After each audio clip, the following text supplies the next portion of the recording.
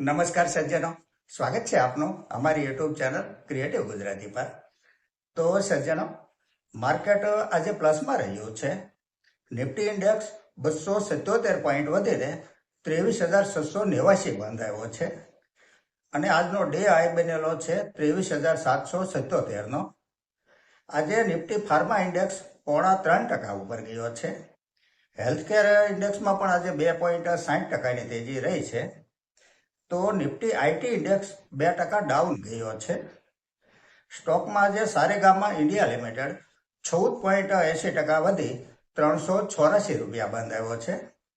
NLC India limited 14% વધીને 370 રૂપિયા બંધાયો છે.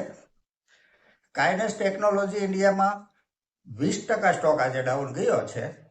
ગોલ્ડ ETF આજે સામાન્ય સુધારા સાથે બંધાયા છે. સજ્જનો, અહીંયા કંપની તથા ફંડામેન્ટલના વીતેલા ઇતિહાસની ચર્ચા માત્ર અભ્યાસના હેતુથી કરીએ છીએ, જ્યારે ખરીદ વેચાણની ભલામણ નહીં સમજવા આપ સૌને એક વિનંતી કરું છું. આજની ચર્ચાની પહેલી કંપની છે સિરમા SGS ટેકનોલોજીસ લિમિટેડ. દક્ષિણ ભારતમાં ચેન્નાઈ સ્થિત આ કંપની ઇલેક્ટ્રોનિક્સ ઉપકરણો બનાવે છે, જે એન્જિનિયરિંગ, ડિઝાઇન તથા નિર્માણ સમાધાન પ્રદાન કરે છે. ફંડામેન્ટલને જો આંકડામાં સમજીએ તો જે સેલ્સ માર્ચ 25 ક્વાર્ટરમાં 926 કરોડ હતું, તે ત્યાંથી વધી 1,465 કરોડ થયું છે. નેટ પ્રોફિટ 71 કરોડથી વધી 119 કરોડ થયો છે.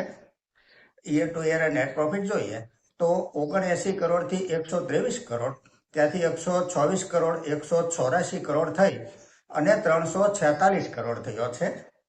પ્રોફિટનો ગ્રાફ સતત અપ ટ્રેન્ડમાં છે.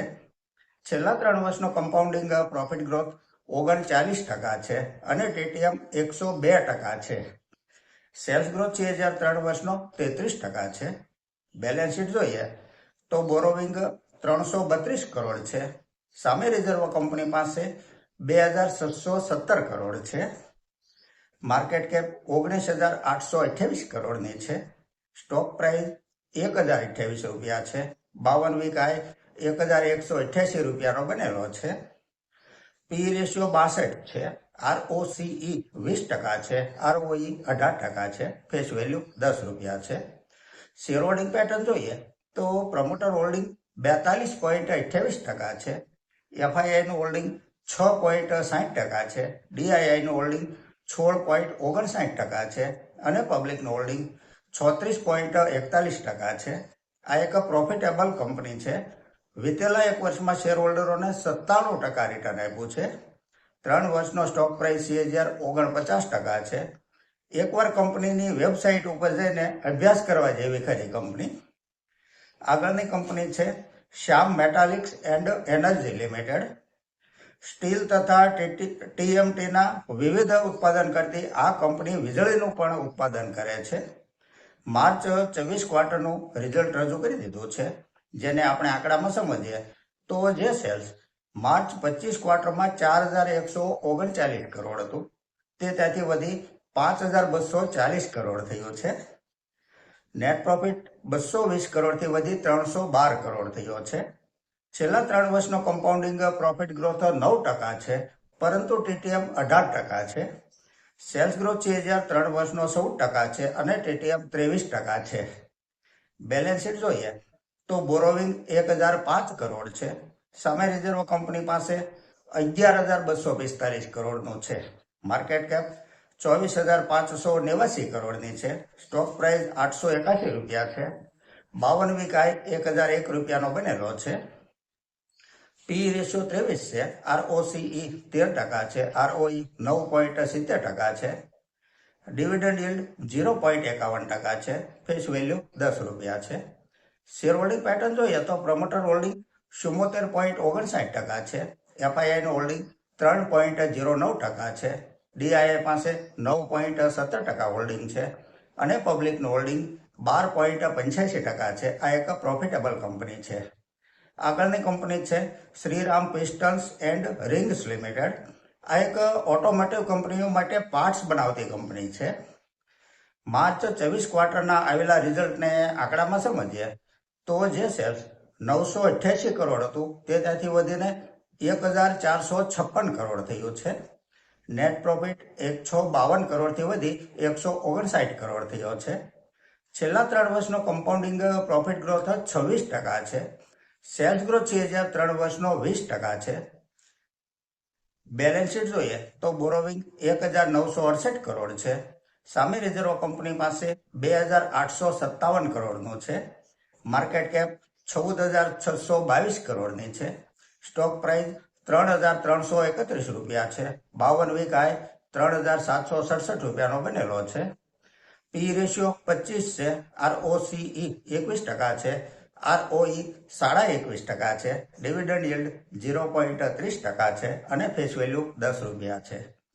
શેર હોલ્ડિંગ પેટર્ન જોઈએ તો પ્રમોટર હોલ્ડિંગ 43.75% છે. એફઆઈઆઈનું હોલ્ડિંગ 7.65% છે. ડીઆઈઆઈનું હોલ્ડિંગ 12.89% છે. પબ્લિકનું હોલ્ડિંગ 35.71% છે.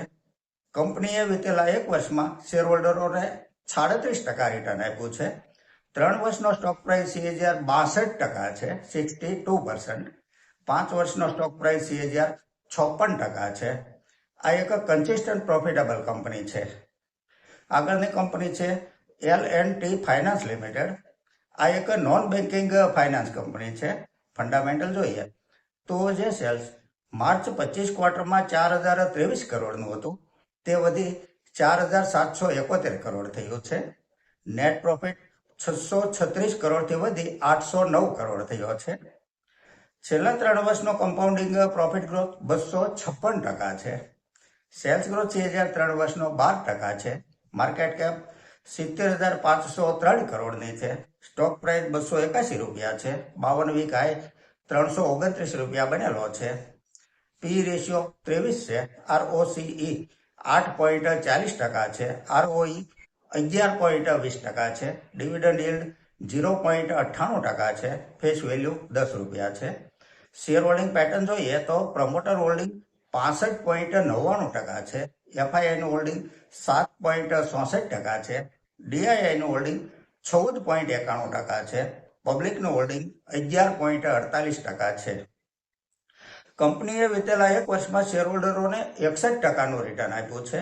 3 વર્ષનો સ્ટોક પ્રાઇસ CAGR 42% છે. આ એક પ્રોફિટેબલ કંપની છે. દોસ્તો, આપણે ત્યાં એક જૂની કહેવત છે, સવાલના રૂપમાં કહેવત છે કે મરઘી પહેલા કે ઈંડું. આ એક એવો રહસ્યમય પ્રશ્ન છે કે આનો સંતોષકારક જવાબ કોઈને મળતો નથી, માટે પ્રશ્ન અણઉકેલ રહ્યો છે આજ દિન સુધી. આના જેવો જો એક મુદ્દો છેડી દીધો છે જાપાનીઝ મૂળના અમેરિકન લેખક રોબર્ટ કિયોસાકી સાહેબે પોતાની બુક રિચ ડેડ પુઅર ડેડમાં.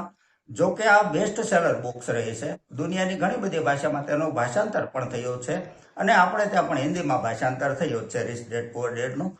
પરંતુ જરા વિવાદાસ્પદ કહી શકાય તેવો મુદ્દો છે કે મકાન એક લાયબિલિટી છે, એસેટ્સ નથી, તેવું લેખકે તર્ક સાથે લખી નાખ્યું છે આ બુક્સમાં. હવે આમાં બન્યું છે એવું કે આ મૂળ મુદ્દો સાઈડમાં રહી ગયો અને આપણે ત્યાં એવો સવાલ પૂછાય છે કે મકાન લેવાય કે ભાડે રહેવાય. જોકે કિયોસાકી સાહેબે તો લાયબિલિટી અને એસેટનો તફાવત સમજાવ્યો છે. પરંતુ આમાં એક બીજી વાત એ પણ છે કે લેખક જે છે ને તે જાપાનીઝ મૂળના છે અને અમેરિકન નાગરિક છે.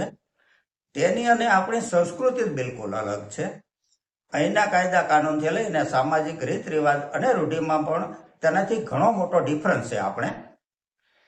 આપણા અહીંના કલ્ચર મુજબ કોઈ પણ માણસે સોમાનભેર રહેવા માટે રહેવાનું મકાન ઘરનું જ જોઈએ, પોતાનું જ જોઈએ. અને વાત માત્ર આટલેથી અટકતી નથી. સંતાનોના સંબંધ કરવામાં પણ ઘરના મકાનવાળો મુદ્દો ઘણો મોટો ઇસ્યુ બની જતો હોય છે. કારણ કે છોકરાના જ્યારે સંતાનોના સંબંધ જોવા આવે ત્યારે તેઓ મકાન જોતા હોય છે, પોર્ટફોલિયો નથી જોતા હોતા. તેનાથી આગળ જો વાત કરીએ તો વાત માત્ર મૂડીનું વ્યાજ અને ભાડાની સરખામણીની નથી. ભલે કિયોસાકી સાહેબ મકાનને એસેટ ન ગણતા હોય, પરંતુ મિલકતની કિંમત પણ સમય સાથે વધતી જ હોય છે અને વધે પણ છે, જે એક નિર્વિવાદ સત્ય છે. માટે એસેટ ગણવી કે ન ગણવી તે પણ એક સવાલ છે. અને મૂડી પણ વિભાજિત થઈ જતી હોય છે, જેનાથી જોખમ ઘટી જતું હોય છે. કારણ કે આપણા દેશમાં સંપૂર્ણ 100% સલામત એવું કોઈ પ્લેટફોર્મ નથી, બેંક એફડી પણ નહીં, અને બેંક લોકર પણ આજકાલ તો સલામત નથી જ, જેના અવારનવાર કિસ્સા પ્રકાશમાં આવતા જ હોય છે. બેંક એફડીમાં 5 લાખ સુધીની જવાબદારી છે, પરંતુ તેમાં પણ શરતો લાગુ છે. જો કોઈએ 5 લાખની એફડી કરી હોય તે વ્યાજ સાથે પરત આપવાની વાત નથી, અને કેટલો સમય જજુમવું પડે તેની પણ કોઈ કન્ડિશન નથી. મુદ્દા ઉપર ચર્ચા તો ઘણી લાંબી થઈ શકે તેમ છે, પરંતુ કુલ મિલાકે વાત એટલી કે જો સગવડતા અને અનુકૂળતા હોય તો રહેવાનું મકાન તો ઘરનું જ લઈ લેવું જોઈએ. તો સજ્જનો, આ સાથે આજની આ ચર્ચા અહીં પૂરી કરીએ છીએ. જો આપને આજની આ ચર્ચા પસંદ આવી હોય તો લાઈક કરજો, શેર કરજો, મારી ચેનલને સબસ્ક્રાઈબ કરજો. નમસ્કાર.